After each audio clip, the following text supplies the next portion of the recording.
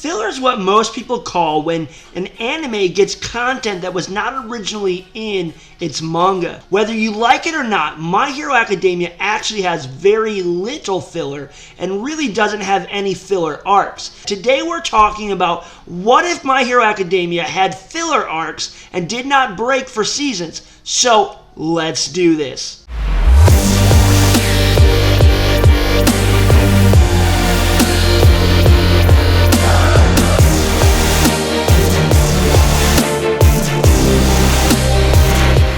Now, I want to make it clear that I'm not saying the show would be better with filler. I'm simply starting a discussion of what if there was filler. Now, before I mention any arc ideas, I want to note a few things. First, if the anime had decided to go this route, what we know as seasons very well could have been much longer. For instance, the first season is 13 episodes. It could have been anywhere between 19 to 26 episodes, because oftentimes they will add little things to make the episodes go longer, like small subplots that are, not really in the manga. And they would have possibly even had extended the fights. The second note that I want to mention is with filler arcs, there's a lot of things you can't do.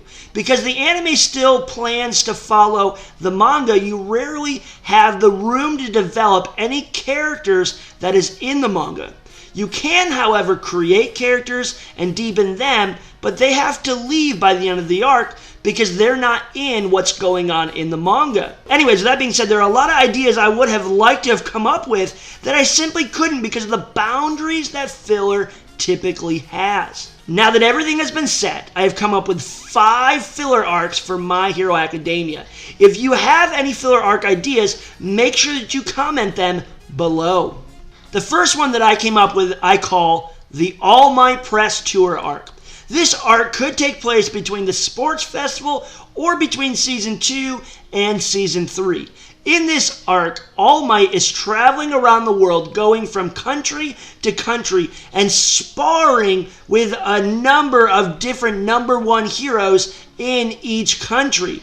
These friendly exhibition matches are to promote the friendship of Japan and the country that he is in.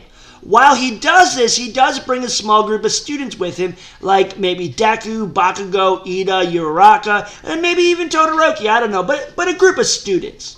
The tour is going great until they reach America, where the event holder wants to show off. He wants to prove that All Might is not the strongest ever, so he decides to make a challenge that is unrealistic for him to be able to complete, and that's to fight 100 different heroes.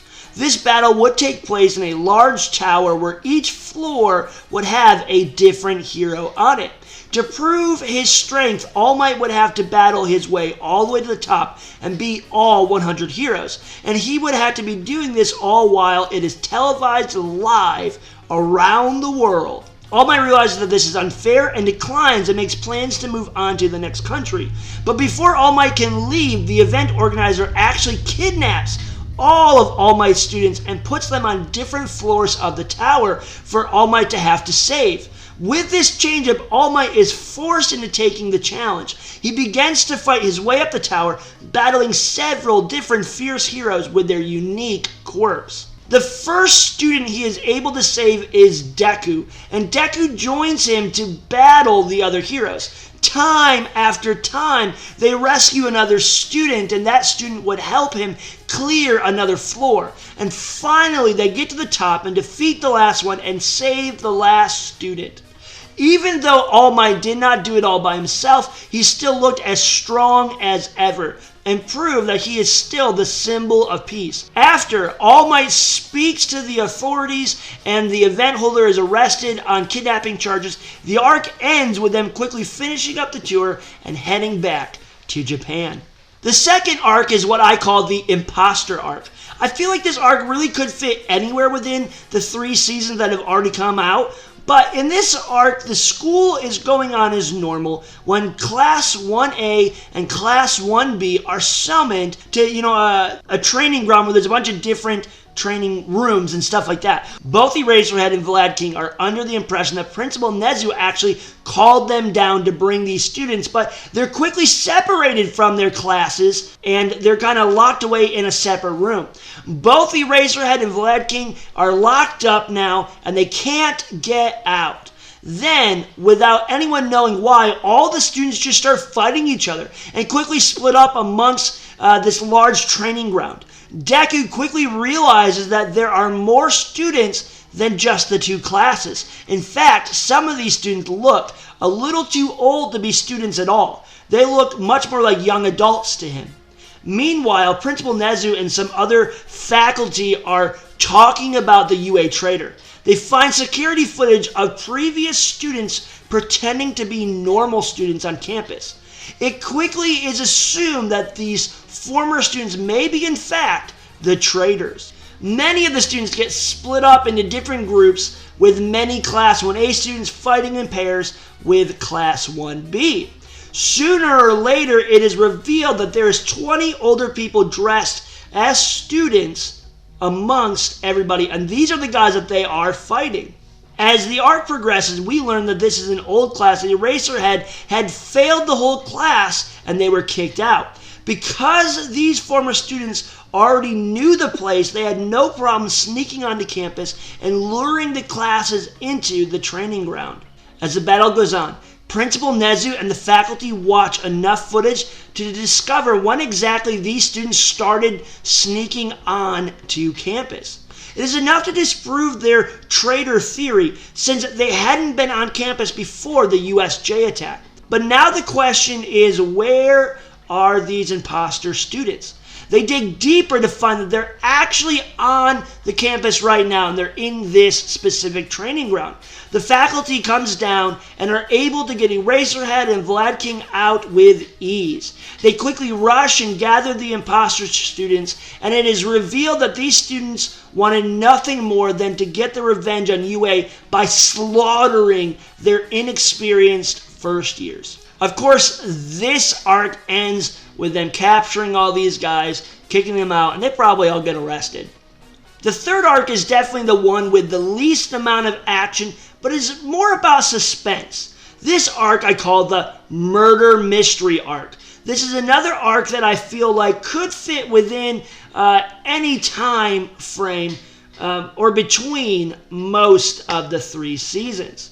The arc begins with Eraserhead taking Class 1A on a field trip to a hero museum on the other side of Japan. In order to get there, they must take a train. Everyone is in high spirits and having a good time when all of a sudden Eraserhead goes missing. As the class tries to find him, they find a dead body. Immediately, the students go to the authorities of the train, but there's a problem. All the train's personnel are gone, even the conductor. Before Class 1A panics, Ida rallies them together and tells them they must not frighten any of the other passengers on board. Deku adds that they must find out who the culprit is, and that maybe if they can figure out that, they can also find out why the train crew is missing, and specifically their teacher. The arc follows the students questioning others on the train, and then sometimes even each other. There are twists and there are turns, but eventually we learn that this was actually a training exercise for the class to work as a team and use their deductive skills. The dead body that they found was in fact a real dead body. Before Eraserhead snuck out with the crew, he had one of them use their specifically unique quirk that allows them to turn mannequins into real people. He turned that mannequin into a real dead person in order to fool the students. After all was revealed, the students go to the museum and then head back to UA. The fourth arc I like to call the JRPG Arc. This arc takes place after the students move into the dorms in Season 3. While the students are there, they receive a mysterious package. Inside is a never-before-seen video game system that uses cell phones as controllers. A group of students end up hooking up the machine and they connect their phones to the system. Then all of a sudden, all of them are sucked in the console itself. All that is left is the student's phone, and they find themselves inside of a game of a medieval JRPG.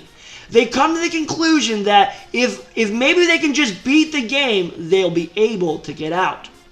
As the group is in the game, other students in the dorms find the cell phones and report the students as missing.